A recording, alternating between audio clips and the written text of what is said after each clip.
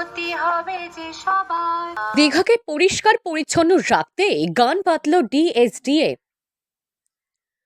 সুমধুর গানের সুরে এবার পরিচ্ছন্নতার বার্তা।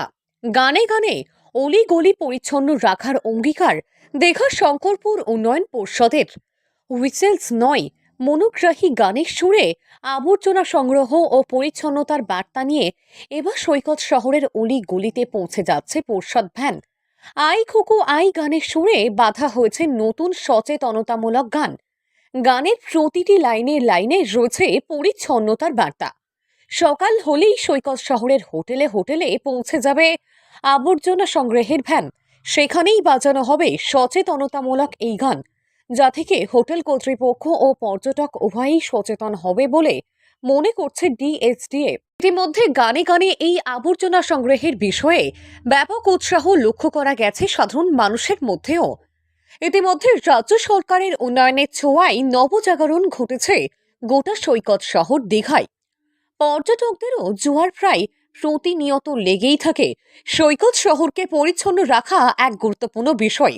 প্রতিনিয়ত দেখা যায় হোটেলগুলির একাংশ যত্রতত্র ময়লা আবর্জনা ফেলে রাখা, ফলে অস্বস্তিকর পরিস্থিতির সৃষ্টি হয় সৈকতে। তাই হোটেল কর্তৃপক্ষ এবং সাধারণ মানুষ উভয়কে যাতে সচেতন এবং অঙ্গীকারবদ্ধ করা যায় সেই নিয়ে গান বাঁধা হয়েছে। ডিএসডি এর তরফ থেকে কলকাতার একটি সংস্থাকে দিয়ে ইতিমধ্যে তৈরি করা হয়েছে আই খুকু আই গানের সুরে সচেতনতামূলক গান। গানের মূল বিষয়বস্তু হল স্বাস্থ্যের উন্নতির জন্য নোংরা আবর্জনা যেন পর্ষদের গাড়িতেই ফেলা হয়। পাশাপাশি দূষণের কাছে হার না মানার বার্তা দেওয়া হয়েছে গানের মধ্যে। দীঘাকে পরিষ্কার পরিচ্ছন্ন রেখে সবুজ দীঘা গড়ার অঙ্গীকার করা হয়েছে এই গানের মাধ্যমে। দীঘা শঙ্করপুর উন্নয়ন পর্ষদ শুরু করেছে গানে গানে এই আবর্জনা সংগ্রহের কাজ। ইতিমধ্যে পর্ষদের 10টি গাড়িতে বাজানো হচ্ছে এই গান। এছাড়াও সৈকত চত্বরে একাধিক ডিজিটাল বোর্ড লাগানো হয়েছে, যেখানে ভিডিওর মাধ্যমে পরিবেশ দূষণের বিষয় নিয়ে সচেতন করা হচ্ছে সাধারণ মানুষজনকে। এছাড়াও নোংরা আবর্জনা যত্রতত্র ফেললে এবং প্লাস্টিক বিক্রি করলে জরিমানার সিদ্ধান্ত নিচ্ছে কর্তৃপক্ষ।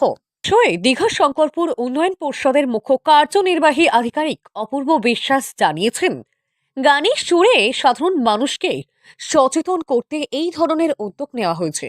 ডিএসডি এর যেসব আবর্জনার গাড়িগুলি রয়েছে সেগুলিতে এই গান বাজানো হবে, ফলে একটি হোটেলে গাড়ি ফেলে তার পরের হোটেল আবর্জনা নিয়ে প্রস্তুত থাকতে সুবিধে হবে।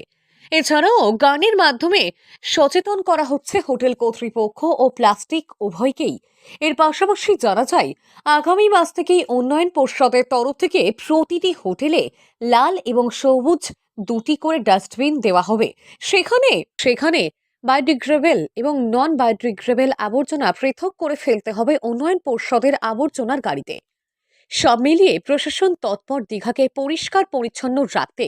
তাই গানে সুরে সুরে এবার দীঘায় আবর্জনা পরিষ্কারে জোর দিল প্রশাসন। পূর্ব মেদিনীপুর জেলার দীঘা থেকে সৈকত শের রিপোর্ট, লোকাল 18 বাংলা।